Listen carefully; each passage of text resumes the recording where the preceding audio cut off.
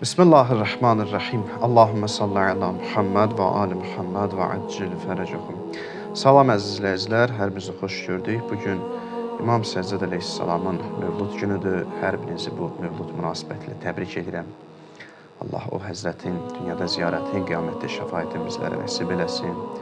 Allah bizləri o həzrətdən ayrı salmasın, onun məqamını bilənlərdən qərar versin. Bilirsiniz ki, İmam Səccad əleyhissalam İmam Hüseyin əleyhissalamın oğlu olub və İmam Səccad əleyhissalam 4-cü imamdır. Hansı çətinlikləri çəkdiyini bilirik. İmam Səccad əleyhissalam Kərbəla ilə məşhurdur da. Kərbəlada xəstələndi. Atası İmam Hüseynə kömək edə bilmədi. Təbii ki, bunda Allahın bir hikməti var idi onun xəstələnməsində ki, imamət onun vasitəsilə davam eləsin. Əlbəttə ki, İmam Səccadın da Kərbəlada rolu böyükdür. Bu mənada ki, İmam Səccad və xanım Zeynəb birləşdilər, Kərbəlanı yaşatdılar. Və İmam Səccad əleyhissalam o qədər əzab, əziyyətin içərisində səbrini nümayiş etdirdi. Orada olan qadınlara, hətta xanım Zeynəbə dəstək idi, arxa dayaq idi. Atası şəhid oldu, qardaşları şəhid oldu, gözünün qabağında şəhid etdilər. Amma səbr nümayiş etdirdi. Necə ki, İmam Hüseyin əleyhissalam təslim idi, özünü, bütün varlığını Allaha təslim elədi, təslimiyyət məqamında idi. İmam Səccad əleyhissalam da həmin o təslimiyyətin davamçısı idi. Yəni, bu mənada ki, həyatı boyu İmam Səccad həyatını təslimiyyətlə keçirdi. Bir anın içərisində belə, bir an belə Allaha etiraz eləmədi ki, ilahi, niyə bunu elədin, niyə filan elədin, bunu etiraz eləmədi.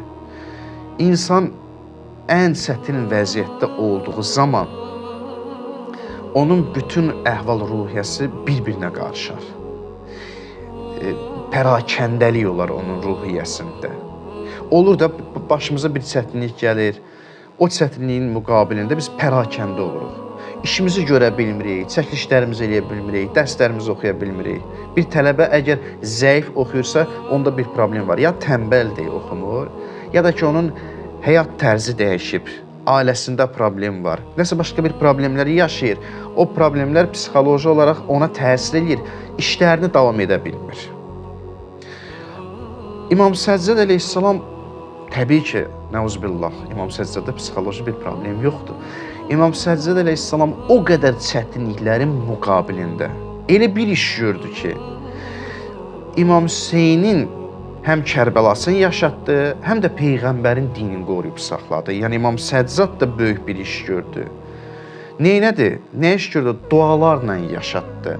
İmam Səccad duası ilə məşhurdur da, Səhifə-i Səccadiyyə duası. Baxsın, o duada çox gözəl dualardır. Rəblə bəndə arasında olan münasibət, tərbiyəvi orada dualar var. Ondan sonra ictimai dualar var, bəzi hüquqa aid dualar var, insanın hüququ və s. valideyni hüququ və s. bu kimi şeylər var. Baxırsan ki, bunlar hamısı İmam Səccad əleyhissalam əslində bir təbliğ metodu idi. Yəni, İmam özü xəlifə, zahiri xəlifə ola bilmədi, şərait buna imkan vermədi. Amma İmam dini yaşatmaq üçün, zalim o xəlifədən gizlənib o dini yaşatmaq üçün duaları ilə dini yaşatdı ki, bugün onun duaları məşhurdur. Bugün onun dualarını oxuyuruq. O duaları ilə yaşatdı. Dini o duaları ilə saxladı. Həmçində İmam Hüseynin Kərbəlasını qoruyub saxladı. Özdə deyir, Əstəğfirukə min kulli ləzzətin bi qeyri zikrik. İmam Səccadın duasıdır. Deyir, ilahi, bütün o zikirlərə, daha doğrusu, Əstəğfirukə min kulli ləzzətin, bütün o ləzzətlərə istiğfar edirəm. Üz çevirirəm bütün o ləzzətlərə. Bir dənə o ləzzətdə qalıram ki, bi qeyri zikrik. Sənin o ləzzətin içərisində sənin zikrin var. Yəni, sənin zikrin, adın, sənin xatirən olmayan ləzzətlərdən tövbə edirəm. O çətin şəraitdə İmam Səccad bu duası ilə, onun içindən gəlirdi də, içi pərakəndə şəkildə deyildi, imam idi, bilirdi, neyinir. O dua onun içindən gəldi və elə dua elədi ki, dedi ki, mən ancaq və ancaq o ləzzətə tərəf üst tuturam ki, orada sənin adın var. Sənin adın ləzzətlidir. Sənin varlığın ləzzətlidir. O həyat ki, orada sən varsan, o həyat ləzzətlidir mənim üçün. Belə bir imam gəlib ancaq Kərbəla hadisəsini qoruyub, saxlayıb başqasına çatdıra bilər. Belə bir imam gəlib o çətin şəraitə baxmayaraq əllərini qaldırıb dua edə bilər.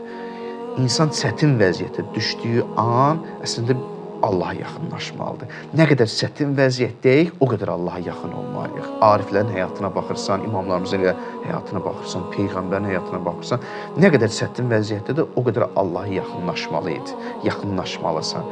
Amma təəssüf ki, biz görürük ki, çətin vəziyyətə düşürük, Allahdan uzaqlaşırıq. İmamlar göstərdi, İmam Səccad əleyhissalam göstərdi ki, çətin vəziyyətdə uzaqlaşmaq yox, Allaha getmək lazımdır.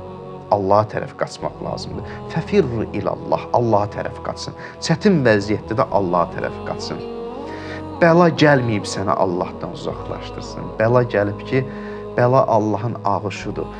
Allah öz ağışına sənə qollarını açıb, öz ağışını sənə göstərir ki, gəl mənim yanıma, məndən qaçma.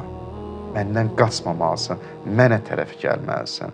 Bax, İmam Səccad əleyhissalam məqamı da orada idi ki, bizə belə bir dərs verdi ki, insan nə qədər çətin vəziyyətdə olursa olsun, Rəbbindən uzaqlaşmamalıdır, duasından uzaqlaşmamalıdır, Allahla səmimi söhbətindən uzaqlaşmamalıdır. Allah bizləri İmam Səccad əleyhissalamın bizləri İmam Səccad əleyhissalamdan məşhur eləsin. Allah o həzzətin qədrini bilənlərdən qərar versin. Bizləri də səbirli bəndələrdən qərar versin. İmam Səccadın hörmətinə bir daha hər birinizi bu bayram münasibətilə, mövlud münasibətilə təbrik edirəm.